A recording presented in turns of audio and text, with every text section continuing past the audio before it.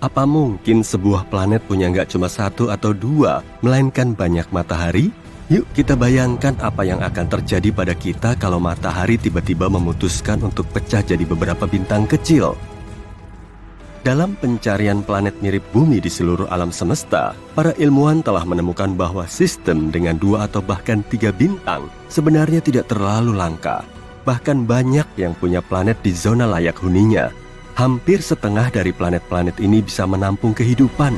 Pengen banget rasanya lihat matahari terbenam di sana.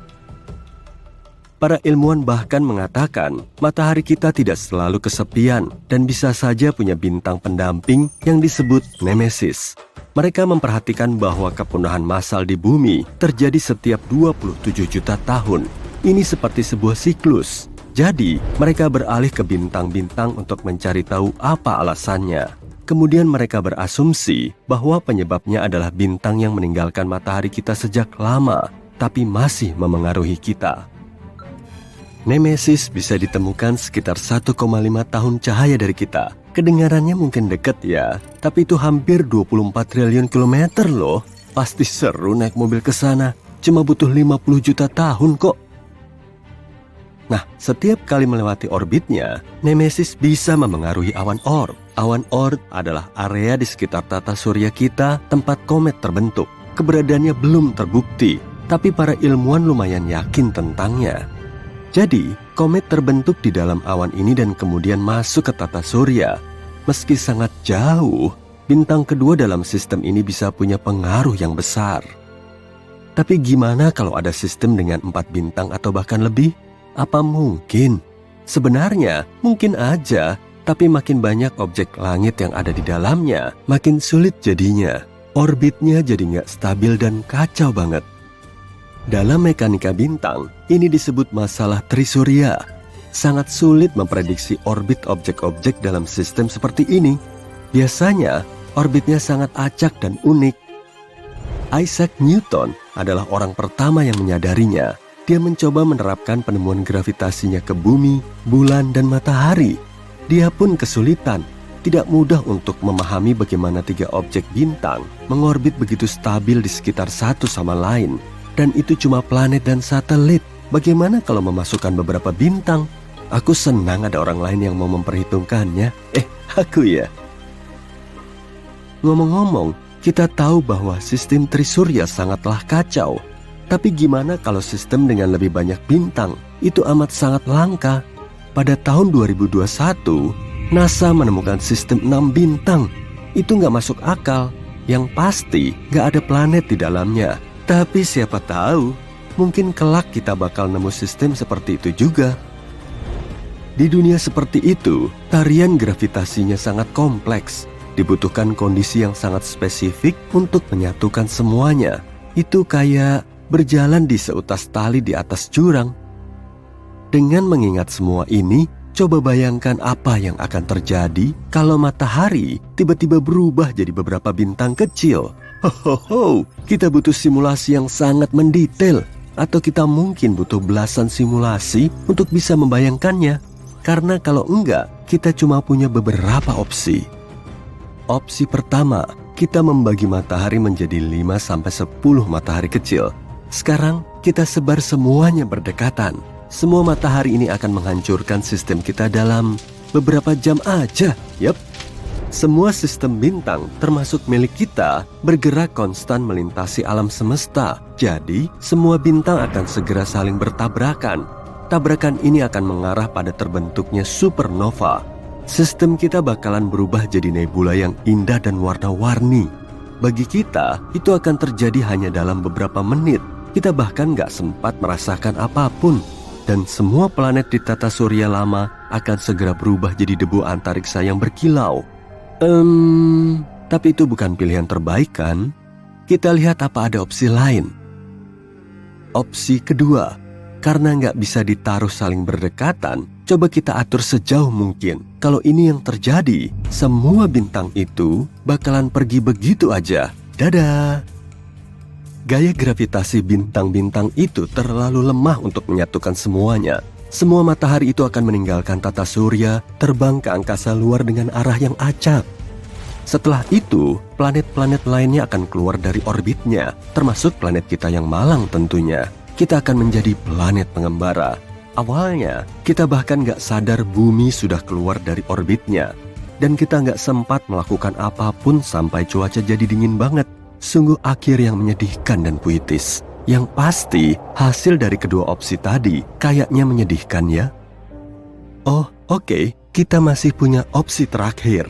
Masalah utama kita adalah kita membuat tiap bintang kecil ini punya massa yang sama. Tapi lihat saja semua sistem multibintang yang telah kita temukan ini. Kita bisa lihat bahwa tak satu pun kelihatan seperti sekelompok bola bercahaya. Sebaliknya, ada beberapa bintang besar di sana dan sisanya yang kecil mengorbit di sekitarnya. Jadi, gimana kalau 2 bintang besar dan 2 bintang kecil? Bakalan gimana bumi nantinya? Orbitnya akan menjadi sangat tidak stabil. Kita bakal terguncang-guncang. Pasti nggak nyaman banget. Kita tahu bakalan gimana hasilnya. Karena mungkin ini terdengar gila, ini pernah terjadi satu kali. Yap, sekitar 70.000 tahun lalu, sebuah bintang tunggal mengunjungi tata surya kita. Itu adalah Katai Merah bernama Scholz. Katai Merah adalah bintang yang sangat kecil dan dingin. Tapi, kalau menurutmu 7.700 derajat Celcius itu termasuk dingin sih. Tapi, Katai Merah ini dianggap sebagai jenis bintang terlemah dan terdingin. Jadi, mungkin gak terlihat begitu besar dan terang di langit. Pada saat itu, nenek moyang kita, Homo sapiens, sudah ada menjalani kehidupan mereka. Dan coba bayangkan, mereka melihat ada bintang lain di langit yang mendekati matahari. Penasaran gimana pemandangannya waktu itu? Kemudian, Scholz melewati matahari dan terbang ke suatu tempat yang lebih jauh untuk menjelajahi angkasa luar. Kamu pasti mengira akan ada banyak bencana kan? Kalau beneran terjadi, kamu gak bakal bisa nonton video ini sekarang. Tapi dari cerita ini, kita bisa lihat apa yang terjadi pada bumi selama peristiwa bintang seperti itu. Pada saat itu, sejumlah besar aktivitas vulkanis terjadi di planet kita. Juga ada hujan meteor yang hampir memusnahkan kita. Nenek moyang kita pasti pernah mengalaminya. Hal serupa akan terjadi di planet hipotesis kita yang punya 4 matahari. Tapi dalam skala yang jauh lebih besar, aktivitas gunung berapi yang konstan, gempa bumi, tsunami.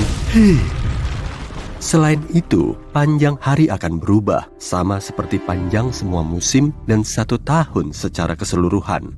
Semua nggak akan stabil lagi karena perubahan gravitasi yang teratur. Dengan kata lain, kamu nggak akan tahu kapan musim dingin tahunan atau musim panas yang terik akan datang. Dan saat kita tepat berada di tengah-tengah 2 bintang, malam nggak akan ada. Kedua bintang itu akan menerangi kedua bagian planet kita, dan kita harus tidur di bawah sinar matahari yang cerah. Dan kalau menurutmu ini sudah buruk, ingat, kita juga akan diserang oleh lebih banyak sinar ultraviolet dan angin surya karena 4 matahari kita. Warnanya juga akan berubah. Matahari akan jadi Katai Merah yang warnanya jingga merah mencolok di langit. Kita juga akan melihat lebih banyak gerhana matahari, tapi bukan bulan, matahari yang akan menutupi matahari lainnya. Mungkin cuma akan sedikit lebih gelap. Jujur, mustahil akan ada yang bertahan di bumi setelah semua ini. Mungkin aja sih, tapi silakan coba 100 simulasi sendiri kalau kamu ingin memastikan. Tapi secara teori, kita bisa bertahan dalam sistem bintang biner sederhana. Misalnya, di salah satu sistem yang terdiri dari 2 bintang berdekatan. Matahari kita kenapa tuh? Ada yang bilang mataharinya lagi ngamuk, tapi maksudnya apa ya? Emangnya kita perlu takut? Iya, kali ini kita perlu takut. Cahaya matahari yang terlalu banyak kurang bagus bagi kita. Sinar ultravioletnya berbahaya untuk kulit. Makanya, manusia telah mengadaptasikan spektrum pigmentasi kulit. Semakin banyak cahaya matahari yang ditangkal, semakin banyak juga pigmentasi yang kita perlukan.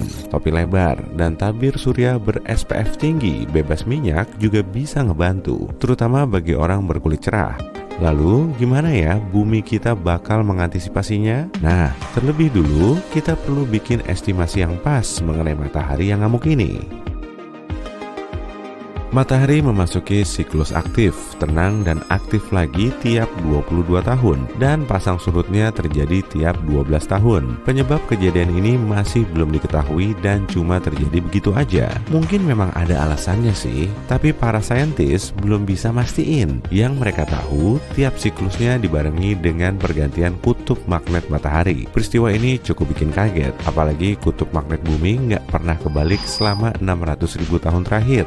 Belakangan ini, matahari terlihat sangat tenang dan kondisi terkalemnya udah berlangsung lebih dari 100 tahun yang lalu. Kondisi ini juga bikin kita bertanya-tanya. Siklus aktif, tenang, dan aktifnya telah berubah jadi aktif, tenang, dan tenang lagi. Itu pun masih berubah-ubah. Tapi aku mau ngebocorin soal prediksi kondisi matahari dalam beberapa tahun ke depan. Sebutan tenang, aktif, dan ngamuk ini ditentukan dari jumlah radiasi energi tinggi yang terlepas. Dan untungnya, cahaya tampak pada matahari nggak banyak berubah, sehingga kita bisa terhindar dari masalah serius. Kalau matahari 6% lebih redup, bumi akan membeku. Tapi kalau cahayanya 6% lebih terang, bumi akan terbakar. Cara termudah untuk nyari tahu aktivitas matahari adalah dengan mengamati bintik matahari. Semakin banyak bintiknya, maka semakin tinggi aktivitasnya. Diagram kupu-kupu bisa melacak aktivitas bintik matahari tiap 12 tahun. Caranya dengan nunjukin proses hilang dan munculnya bintik matahari secara berkala di berbagai bagian matahari. NASA memprediksi matahari tengah memasuki siklus tenang seperti siklus sebelumnya, tapi kelihatannya juga nggak begitu. Saat ini, matahari kita memasuki siklus ke-25. Siklus 12 tahunan ini dicatat pertama kali pada tahun 1755. Dan siklus aktivitas matahari ini diperkirakan akan mencapai puncaknya pada tahun 2025. Jumlah bintik matahari yang terlihat telah melampaui perkiraan NASA. Jadi kelihatannya siklus ini nggak akan tenang. Bumi diprediksi akan mengalami radiasi ledakan matahari superaktif selama beberapa tahun ke depan. Di awal Februari tahun ini, 40 dari 49 satelit komunikasi SpaceX di atas atmosfer bumi hancur lebur oleh ledakan matahari, angin surya, atau gas plasma elektromagnetik berkecepatan tinggi dari matahari telah menekan atmosfer bumi hingga menyebabkan satelit Elon Musk kehilangan integritas orbitnya, kemudian jatuh lagi ke bumi. Bintik matahari memang kelihatan hitam, tapi sebetulnya nggak gelap. Hanya saja nggak seterang permukaan matahari. Untuk lebih jelasnya, kamu bisa nyalain bohlam 25 watt di dekat bohlam 100 watt. Bohlam yang 25 watt kelihatan gelap kan? Begitupun dengan bintik matahari. Objek ini selalu muncul berpasangan karena pengaruh badai magnetik di dalam gas plasma. Satu bintiknya bermuatan magnet positif dan satunya lagi negatif. Jarak di antara kedua bintik bisa berkali-kali lipatnya bumi, dan disinilah arus listrik mengalirkan busur api yang berasal dari gas terionisasi.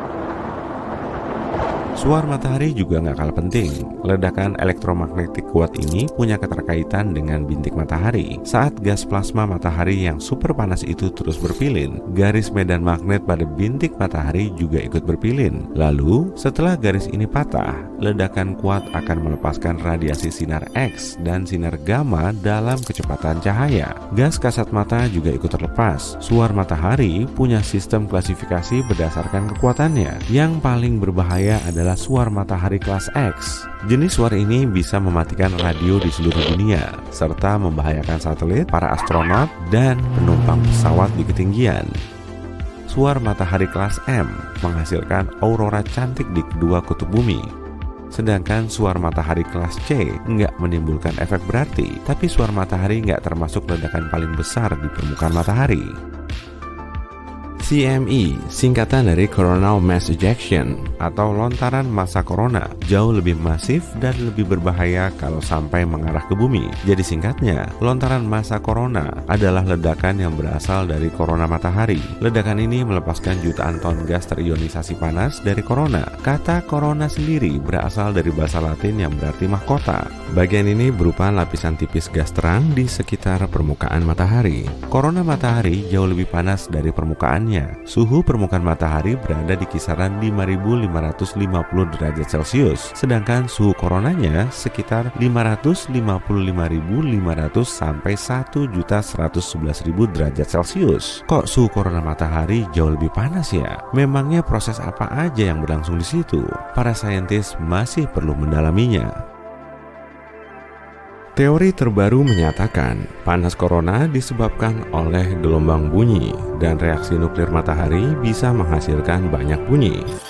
Proyek GONG, singkatan dari Global Oscillation Networking Group alias Grup Jaringan Osilasi Global, didirikan untuk mengamati gelombang bunyi di matahari. Rupanya matahari kita bisa ngeluarin bunyi atau berosilasi mirip lonceng. Makanya para saintis mendirikan 5 tempat observasi di seluruh dunia yang berlokasi di India, Australia, Kepulauan Canary, Chili, dan Amerika Serikat. Di tempat-tempat ini mereka mengamati lebih dari 10 juta gelombang bunyi yang bergerak di permukaan matahari dan sekitarnya. Karena saat ini matahari berada dalam fase aktif, kita bisa ngelihat lontaran massa corona yang lebih kuat ke arah bumi. Gas yang dilepaskan matahari kemudian terionisasi, sedangkan elektronnya terlepas oleh panas. Akibatnya, bisa terjadi badai proton di ruang angkasa yang bergerak secepat 804,67 km per detik.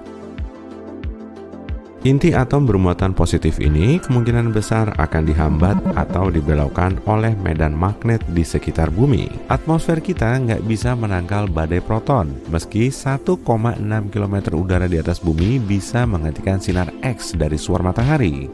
Angin partikel cuma bisa dihentikan oleh magnetosfer bumi. Aurora cantik di sekitar kedua kutub magnet bumi bisa aja muncul. Bahkan kemungkinan besar akan meluas sampai ke garis lintang tengah saat bumi melintasi pelepasan massa corona. Amerika Serikat baru aja meluncurkan probe antariksa menuju korona matahari. Area ini bisa meluas sampai berkilo-kilometer. Bahkan Parker Solar Probe telah menjelajahi permukaan matahari sejauh 6.276.442 km atau sekitar 1/10 kalinya jarak matahari ke Merkurius. Meski terpapar suhu setinggi 1.315,5 derajat Celcius, probe ini tetap berada pada suhu ruangan. Pelindung panas dari komposit karbon setebal 11,43 cm mampu melindungi teleskop dan magnetometer di dalam probe. Semua perangkat ini digunakan untuk mengukur intensitas angin surya. Kelima antena yang mengarah ke gas corona terbuat dari alloy yang bisa menahan suhu ekstrim. Siklus tenang matahari yang berlangsung 2 kali sekaligus kayak gini bikin kita jadi was-was. Bintik matahari sama sekali nggak terlihat di permukaannya dalam waktu lama. Seakan-akan distorsi magnetik yang biasanya kita lihat di fotosfer telah runtuh di bagian dalam. Magnetisme kuat sedang naik ke permukaan dan menembus korona. Pusat Nasional Riset Atmosfer di Boulder, Colorado, Amerika Serikat memprediksi siklus matahari ke-25 ini akan jadi salah satu siklus terkuat. Siklus matahari sebelumnya sangat tenang dan cuma ada 116 bintik matahari yang terlihat, padahal rata-ratanya berada di angka 170. Menurut prediksi, pada siklus matahari ke-25 akan ada 210 sampai 260 bintik matahari. Makanya, siklus ini akan jadi salah satu siklus terkuat sepanjang masa. Kita akan kehilangan lebih banyak satelit karena angin surya bertiup lebih kencang. Selain itu, jaringan listrik kita akan mengalami kelebihan daya saat puncak badai proton pada tahun 2025. Artinya, akan terjadi gangguan layanan internet ketika proton bermuatan positif melewati kabel dan trafo hingga mengalirkan daya berlebih. Tanggal 12 Maret 1989 silam, pelepasan massa corona kuat melanda planet kita dan mengacaukan jaringan listrik. Jangan-jangan hal kayak gini bakal terjadi lagi dalam waktu dekat? Semoga aja enggak, tapi kita perlu waspada.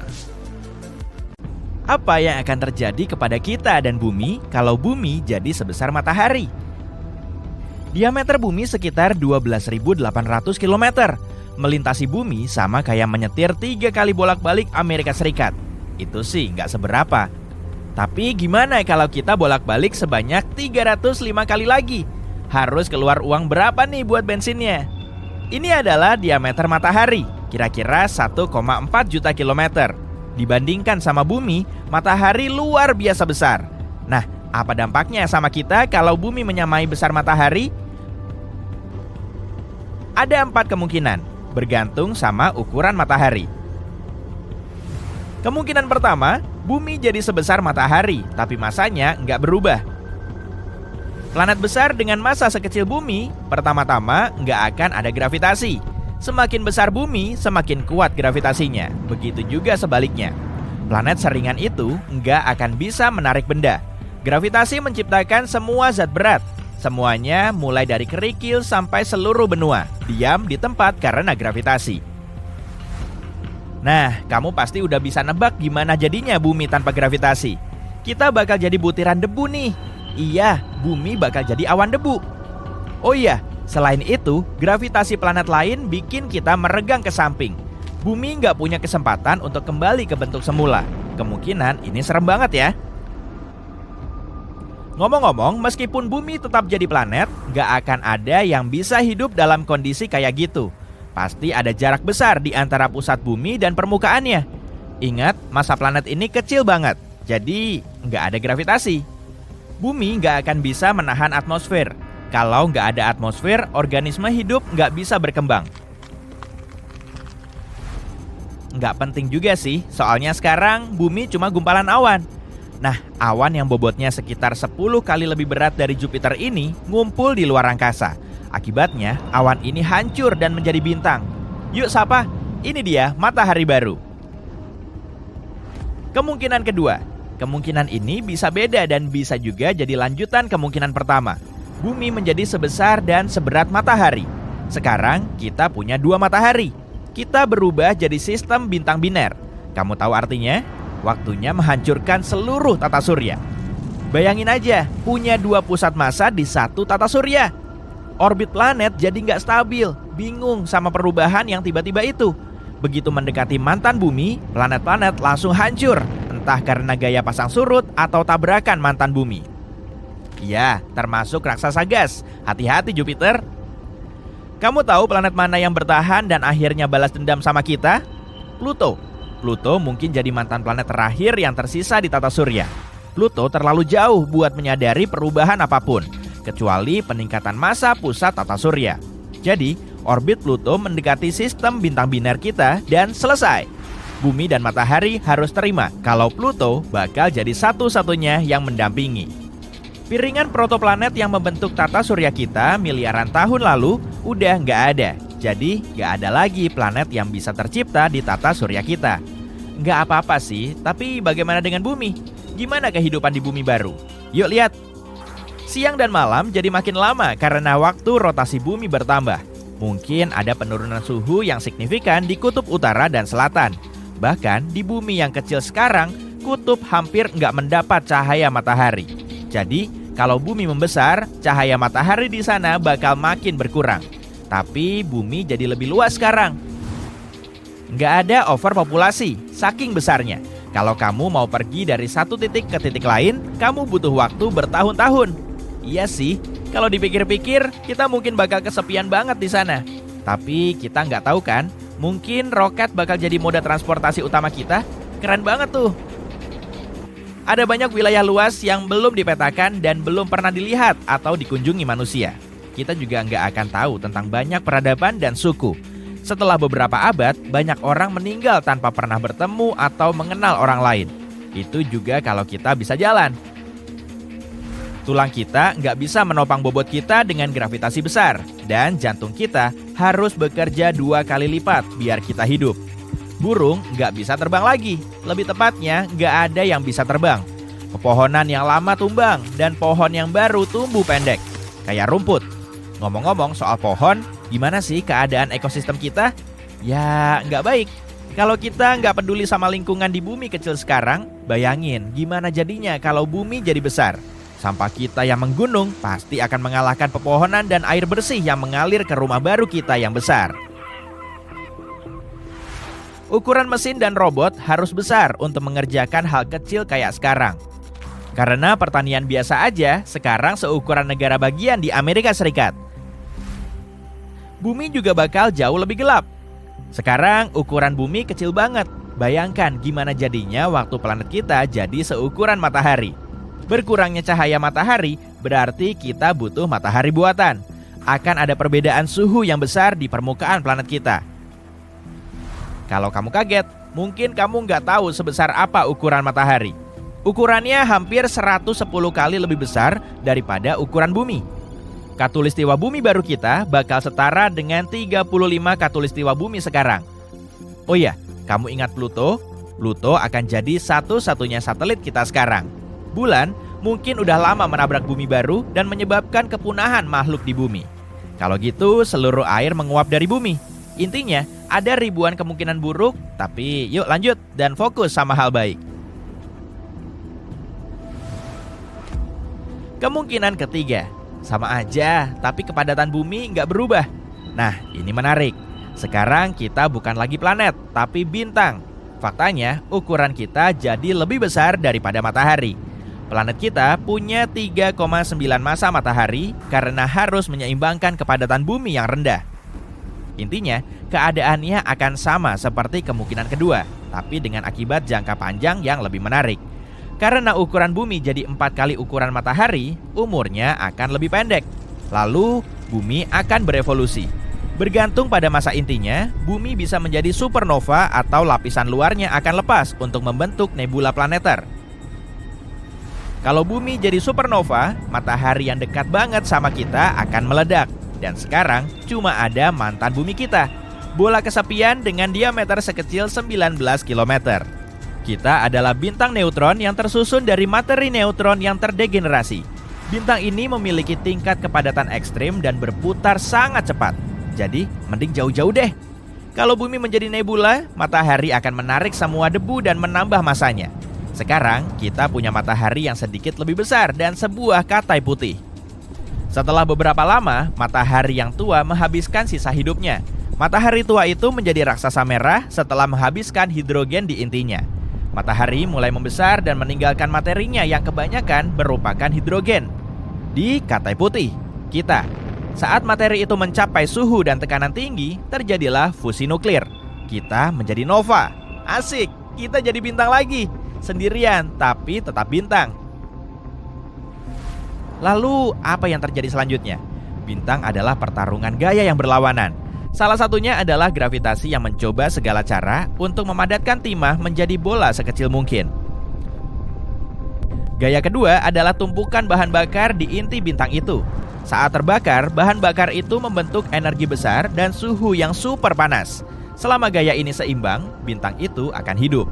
Tapi kalau bahan bakar bintang habis, bintang itu akan menjadi dingin. Tekanan di dalamnya bakal ngedrop. Artinya gravitasi menang. Gravitasi akan meremas bintang sekuat tenaga. Akibatnya bintang akan meledak.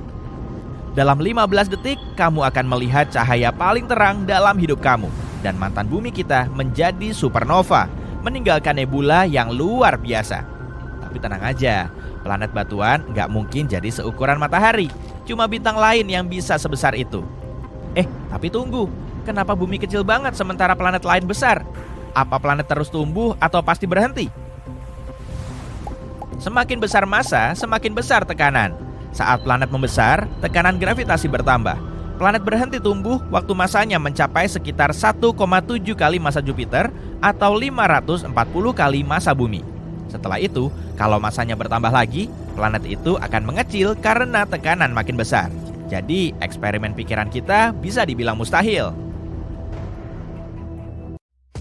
Apa yang terjadi ketika sebuah bintang kehabisan bahan bakar? Pertama-tama, anehnya bintang akan membesar hingga jutaan kali lipat ukuran aslinya. Saat inti bintang kehabisan hidrogen, bintang akan mengerut karena tarikan gravitasinya sendiri, tapi sebagian fusi hidrogen tetap berlangsung di lapisan atasnya. Saat mengerut, inti bintang akan memanas. Ini menyebabkan lapisan atas bintang ikut memanas dan mengembang. Diameter bintang pun bertambah.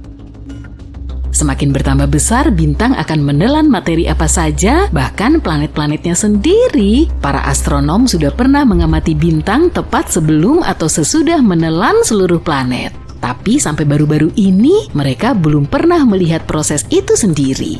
Para ilmuwan dari berbagai universitas melaporkan bahwa untuk pertama kalinya dalam sejarah, mereka berhasil menyaksikan bintang menelan planet. Dan peristiwa tragis ini terjadi bukan di galaksi yang jauh, melainkan masih di galaksi Bima Sakti, sekitar 12.000 tahun cahaya dari bumi.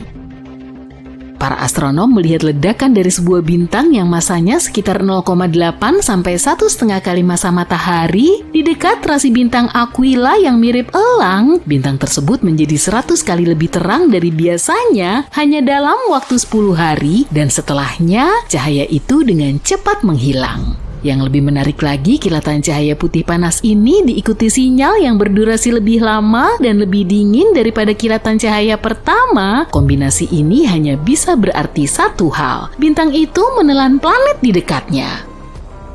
Planet apakah itu? Para astronom menduga itu merupakan planet superpanas dengan massa 1-10 kali massa Jupiter. Planet seperti itu juga disebut Jupiter panas. Ini merupakan eksoplanet raksasa mirip Jupiter yang ada di tata surya kita dan hanya butuh waktu kurang dari 10 hari untuk mengitari bintang induknya. Planet yang kita bicarakan ini perlahan bergerak mengelilingi bintang itu sampai akhirnya tertarik masuk ke atmosfernya dan akhirnya terperangkap di dalam inti bintang yang hampir mati.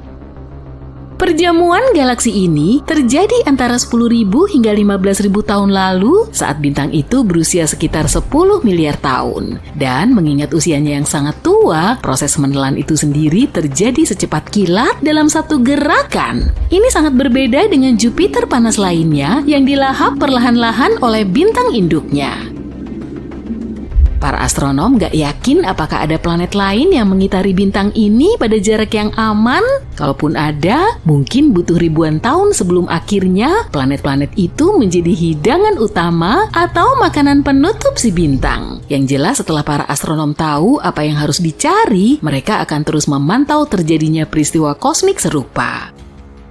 Karena suatu hari nanti, planet kita dan juga sebagian dari tata surya akan mengalami nasib yang sama, semua yang ada di sekitar kita akan lenyap dalam sekejap. Tapi kamu bisa tenang dan bernapas lega karena peristiwa itu tidak akan terjadi sampai 5 miliar tahun lagi. Saat itulah matahari diperkirakan akan kehabisan tenaga dan mengembang begitu besar hingga menelan planet-planet dalam tata surya seperti Merkurius, Venus, Bumi, dan Mars.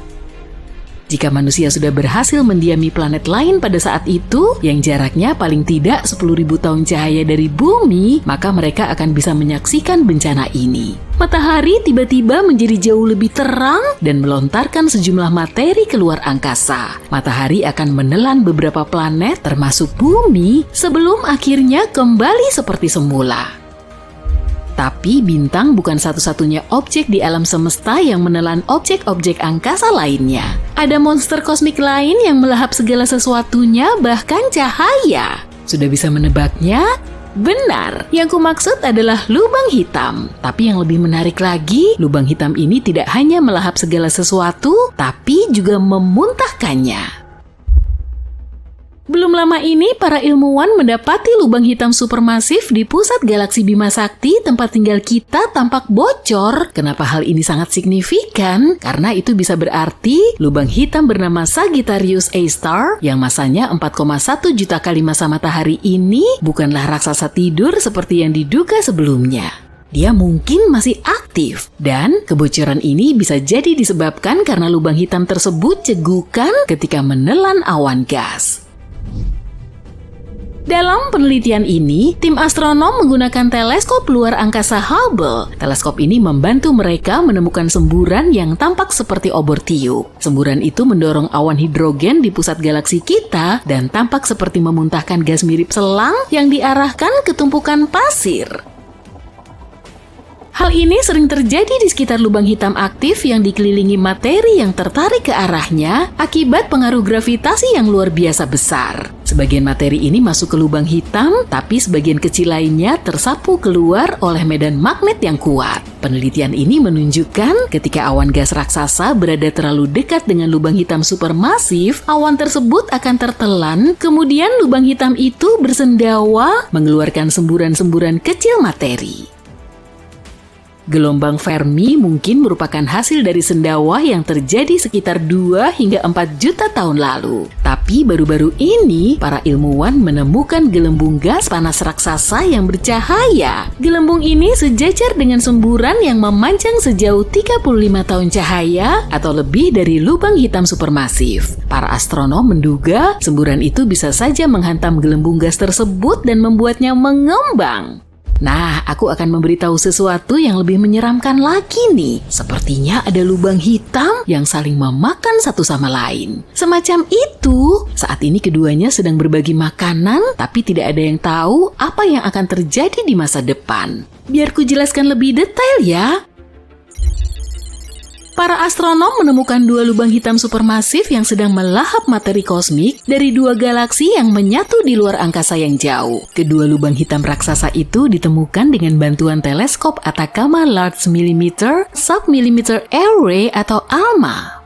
Teleskop-teleskop ini berada di Gurun Atacama, Chili bagian utara. Para ilmuwan awalnya menggunakan teleskop ini untuk mengamati 2 galaksi yang menyatu sekitar 500 juta tahun cahaya dari bumi.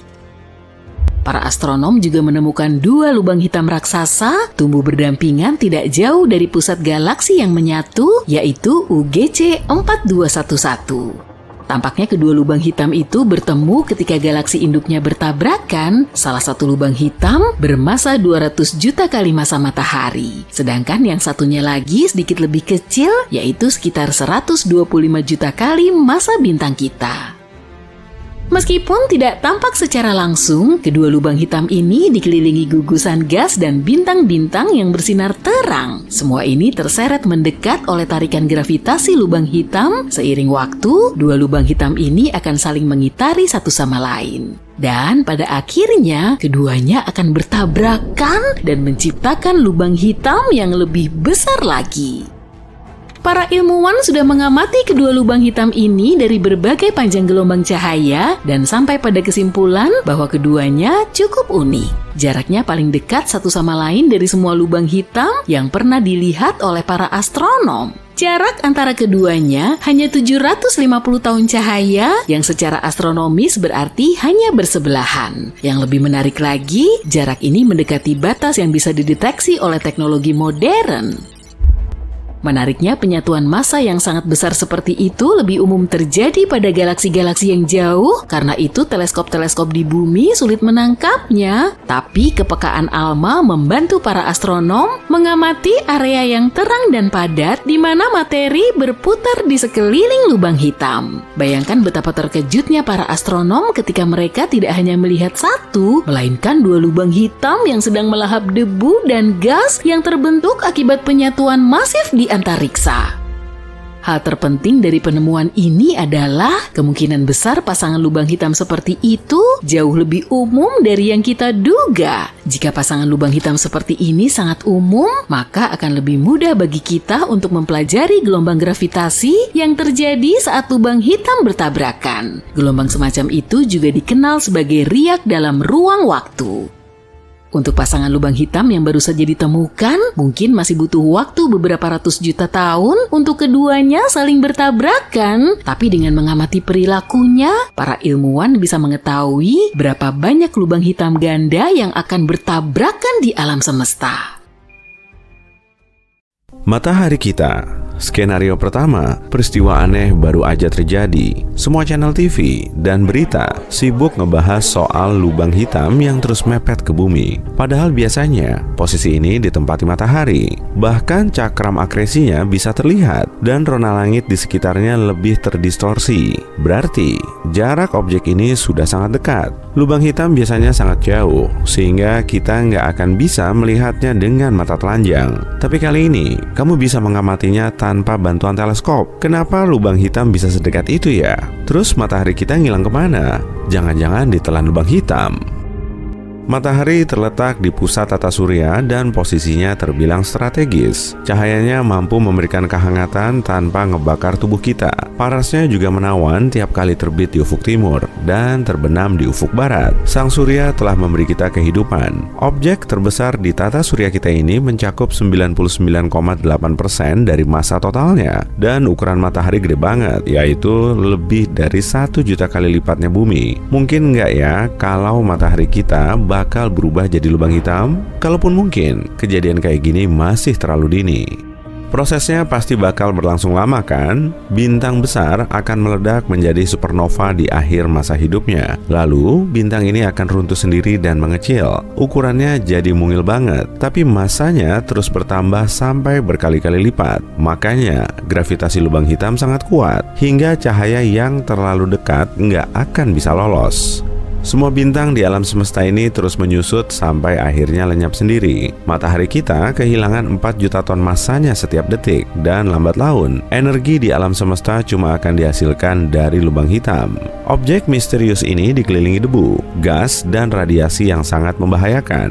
Nggak kebayangkan kayak apa ngerinya kondisi di dekat lubang hitam? Semoga bumi kita dijauhin dari objek ini. Tata surya kita jadi gelap gulita tanpa panas dan cahaya. Merkurius dan Venus yang tadinya paling dekat dengan matahari aja langsung tertutup oleh lapisan es, apalagi bumi kita. Di zaman es baru ini, semua hal nggak akan bisa bertahan. Penolong yang ada mungkin hanyalah cakram akresi yang berputar sangat cepat hingga menghasilkan panas. Itu pun masih sangat berisiko. Kalau massa lubang hitam ini seberat matahari, semua planet akan tetap berada di orbitnya, termasuk bumi kita. Tapi kalau masanya lebih gede lagi, seperti yang tengah diamati oleh para saintis, tata surya kita akan langsung musnah. Skenario kedua, waduh, kenapa nih? Barusan kan masih siang bolong, kok tiba-tiba aja langsung gelap? Ini masih jam 2 siang loh, tapi semuanya udah gelap gulita. Bulannya juga kelihatan beda. Berita di TV melaporkan matahari kita telah hilang. Dan tahu-tahu, bulan kita nggak mengorbit bumi lagi. Posisinya sekarang berada di pusat tata surya. Dan waktu kita menjadi sangat singkat, karena matahari sudah lenyap dari tata surya. Kita baru menyadarinya 8 menit 20 detik kemudian. Padahal, perpindahan energi matahari dari inti ke permukaannya bisa berlangsung selama jutaan tahun. Tapi cahayanya mencapai bumi cuma selama 8 menit 20 detik, setelah merambat sejauh 150 juta kilometer. Kurang lebih sejauh itulah jarak sang bintang dari planet kita. Kini bumi kita berada di luar zona Laikuni. Di zona strategis ini, jarak planet ke bintangnya sangat pas, sehingga permukaan planet bisa mengandung air. Tapi setelah matahari pergi, sinarnya nggak akan sampai ke permukaan bumi. Dan lambat laun, planet kita akan berubah jadi batuan beku tanpa kehidupan. Tapi bisa aja kan, kita masih punya kesempatan untuk bikin teknologi canggih untuk menyuplai energi matahari. Dengan begini, kehidupan di bumi tetap lestari. Kalau nggak gitu, para saintis dari peradaban lain mungkin akan mengeksplorasi bumi jutaan hingga miliaran tahun kemudian. Tujuannya untuk mencari bukti kehidupan yang pernah ada di dalamnya. Kita pun akan melakukan hal yang sama pada Mars dan planet lain di tata surya. Mungkin suatu planet memang nggak pernah menaungi kehidupan sama sekali. Dan mungkin juga di sana ada bukti organisme yang pernah hidup. Gravitasi juga penting bagi kehidupan kita. Dan geraknya bisa sengebut kecepatan cahaya. Tanpa matahari selama sekitar 8 menit, semua planet akan terus mengitari pusat tata surya yang kosong. Hingga akhirnya planet di situ akan melayang-layang tak tentu arah di ruang angkasa. Karena gravitasinya nggak cukup kuat, bulan nggak akan mampu menahan bumi di posisinya. Sinarnya juga kurang kuat untuk menghangatkan dan menopang kehidupan kita. Satelit alami kita ini terus menjauh dan semakin nggak kelihatan.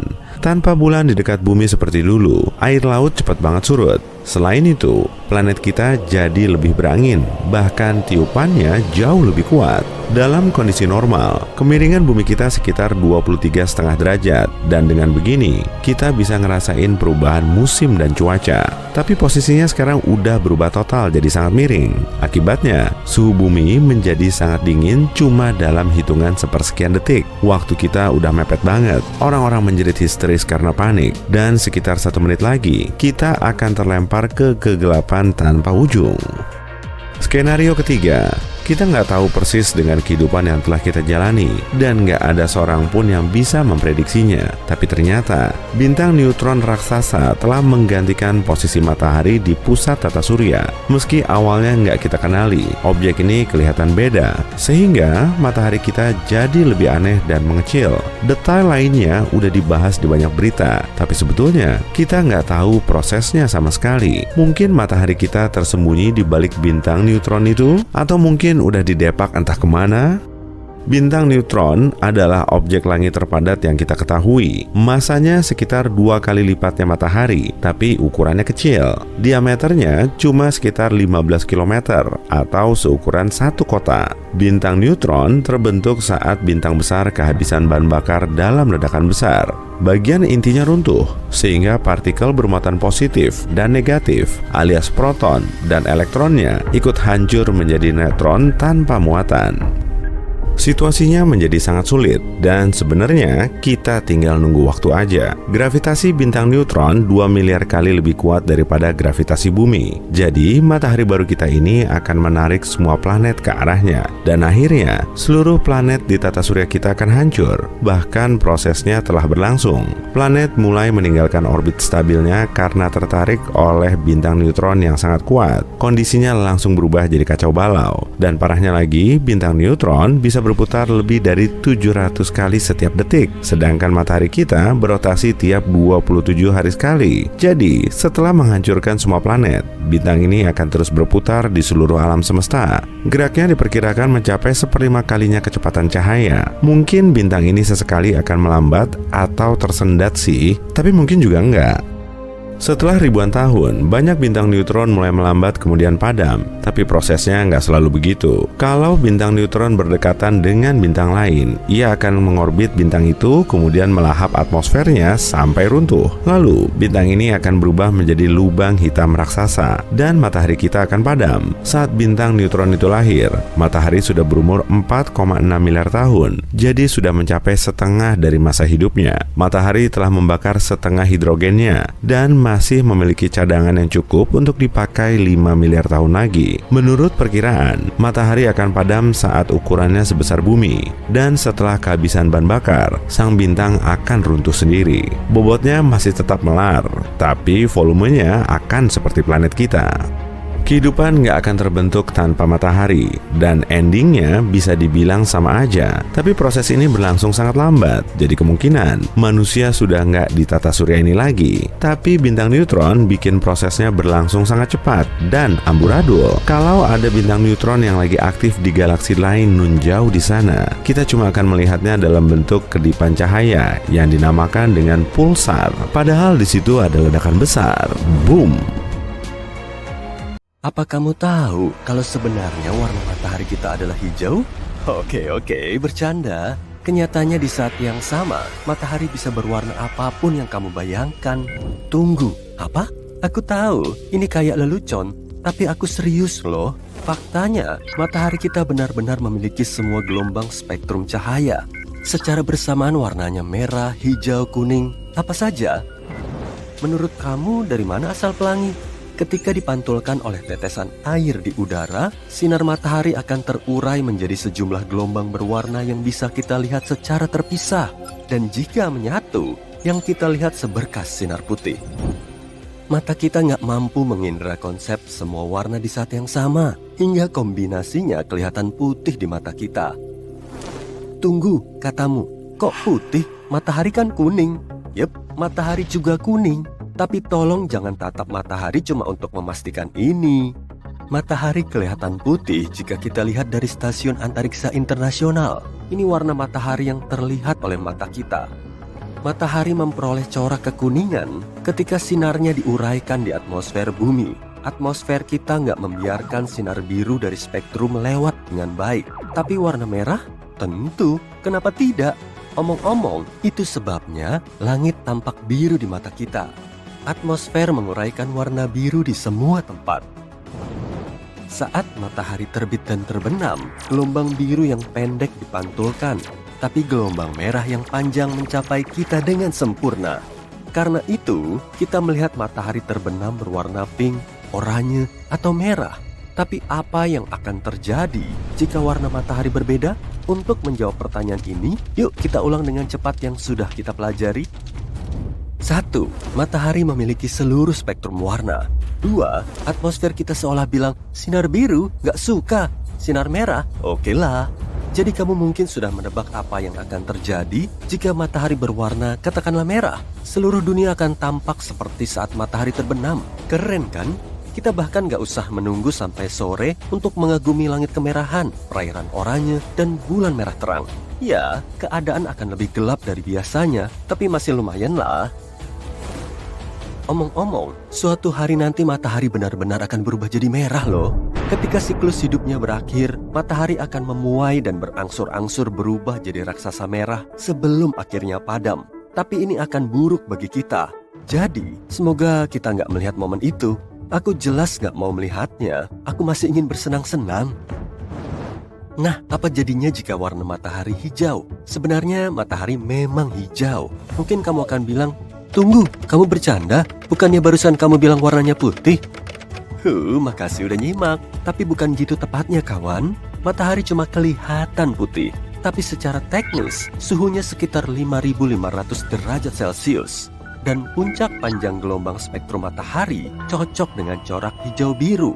Tapi untuk memastikan bahwa warna matahari benar hijau, kita harus meredam spektrum lain yang bisa dilihat. Kemudian atmosfer kita akan membiarkan warna hijau murni lewat.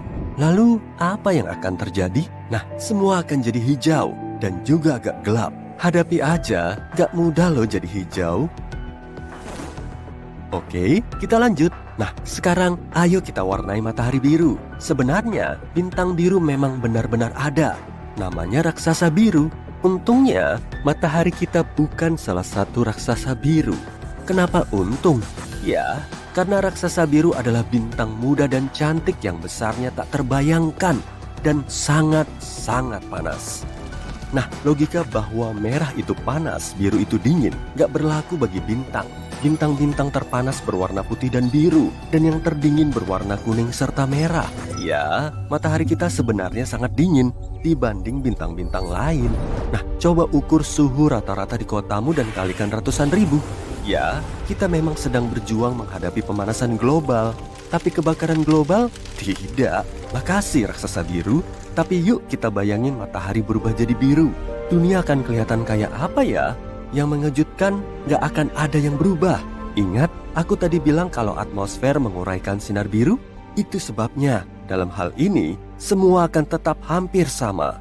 Mungkin langit akan lebih biru, tapi kita gak akan melihat banyak perbedaan. Dan terakhir, opsi tergelap. Apa jadinya jika bintang kita berubah hitam? Sediakan banyak lampu dan lilin, karena gak akan ada sinar. Orang-orang akan memakai listrik di seluruh dunia siang malam tanpa henti. Kita juga nggak bisa lagi melihat bulan. Bagaimanapun, kita semua bisa melihat bulan karena sinar matahari yang dipantulkan olehnya. Nah, yang bisa menerangi malam kita cuma bintang-bintang. Tapi itu nggak banyak membantu. Syukurlah skenario ini nggak realistis dan bintang hitam itu nggak ada. Betul kan? Iya, bintang hitam nggak ada. Akan tetapi, suatu hari nanti pada akhirnya, matahari kita akan menjadi hitam sepenuhnya. Dan yang kumaksud bukan lubang hitam, tapi katai hitam. Mungkin kamu sudah mendengar tentang katai putih atau 7 manusia katai. Ketika sebuah bintang semacam matahari kita mendekati akhir hidupnya, ia akan memuai dan berubah jadi raksasa merah. Lalu, berangsur-angsur kehilangan lapisan atasnya dan berubah jadi katai putih. Karena nggak lagi memproduksi bahan bakar, perlahan bintang ini menjadi dingin. Yang tersisa tinggal inti kecil, menjalani sisa hidupnya dan menyala terang. Dan saat bintang itu menjadi benar-benar dingin, betul, ia berubah jadi katai hitam. Tapi mungkin kamu belum pernah mendengarnya. Kenapa? Karena mengejutkannya, bintang hitam itu nggak ada. Enggak, aku nggak bohong. Masalahnya, bintang butuh sekitar 1 kuadriliun tahun untuk berubah jadi katai hitam. Dan alam semesta kita masih bayi, umurnya baru sekitar 14 miliar tahun. Jadi, belum ada bintang yang mencapai tahap ini. Bintang yang paling kuno sekalipun masih memancarkan sedikit cahaya. Karena itu, bintang hitam baru teori. Dan kita juga mungkin gak akan melihat bintang semacam itu. Tapi, apa kamu pernah dengar kalimat terkenal yang berbunyi, bintang-bintang yang kita lihat di malam itu sudah jadi hantu karena sinarnya baru sampai ke kita sekarang? Itu hanya mitos. Semua bintang itu masih hidup kok. Yeay! Kenapa aku jelasin ini semua? Yuk kita bayangin matahari berubah jadi kata hitam. Seluruh tata surya akan langsung tenggelam dalam kegelapan mutlak. Suhu udara juga akan luar biasa dingin. Bulan akan meninggalkan orbitnya dan menabrak bumi. Tunggu, jangan. Yuk kita lewati momen ini dan berasumsi kalau kita masih hidup. Untungnya, kita nggak langsung membeku seperti yang mungkin kamu perkirakan. Inti bumi memiliki suhu sendiri, lebih dari 5.000 derajat Celcius. Tapi suhu di permukaan planet kita akan langsung turun menjadi 0 derajat Celcius. Inti bumi berangsur-angsur akan menjadi dingin. Tiap 2 bulan, suhunya akan turun 2 kali. Hanya dalam 2 bulan, suhu permukaan bumi akan menjadi minus 123 derajat Celcius. Dan dalam setahun, akan mencapai minus 270 derajat Celcius. Kebanyakan tumbuhan akan lenyap dengan sangat cepat. Bukan karena hawa dingin, tapi karena tidak adanya fotosintesis. Yang lain masih akan hidup agak lebih lama, berkat oksigen yang masih tersisa di atmosfer. Dan yang cukup aneh, pepohonan masih akan bertahan untuk waktu yang sangat lama. Metabolisme pepohonan berjalan lambat dan memperoleh gula dari tanah. Lapisan atas lautan akan sangat cepat membeku. Beruntung kerak es tebal ini akan mengisolir perairan dalam. Hingga untuk sementara, seluruh laut belum akan membeku. Makhluk-makhluk laut akan bertahan dengan sangat bagus. Makhluk-makhluk ini sudah ada lama sebelum kita dan sudah terbiasa dengan perubahan suhu luar biasa, kurangnya oksigen dan makanan, tekanan sangat besar, serta berbagai kesulitan lain dari kehidupan laut dalam. Lalu gimana dengan manusia? Pertama-tama, kita mulai jatuh sakit. Tanpa vitamin D, manusia akan mengalami banyak masalah kesehatan yang berbeda. Tubuh kita juga butuh sinar matahari untuk memproduksi melatonin. Melatonin ini membantu kita memahami kapan kita harus tidur dan bangun. Jika manusia nggak punya hormon ini, tubuh akan jadi sangat bingung dan nggak akan mengerti apakah tubuh butuh tidur atau tidak. Itu berarti banyak orang akan mengalami insomnia. Tapi kita masih bisa bertahan. Kita punya 2 pilihan, membangun kapal selam raksasa dan turun ke kedalaman lautan yang lebih dekat dengan inti bumi, atau menetap di permukaan, menjalani hidup di lokasi tertentu yang memiliki sumber energi geotermal. Di Islandia misalnya, kita juga bisa tinggal di dekat gunung berapi. Panas gunung berapi akan cukup untuk menghangatkan kita untuk waktu yang lama. Penglihatan kita akan beradaptasi dengan gelap, tapi di titik tertentu, kemampuan melihat kita akan mencapai kondisi maksimum. Jadi, kita harus terbiasa hidup dalam kegelapan total. Tapi siapa yang tahu, mungkin kita akan bisa beradaptasi dengan kehidupan seperti ini. Jadi mana yang akan kamu pilih? Hidup di dasar laut dalam kapal selam, atau tinggal di permukaan di dekat gunung berapi?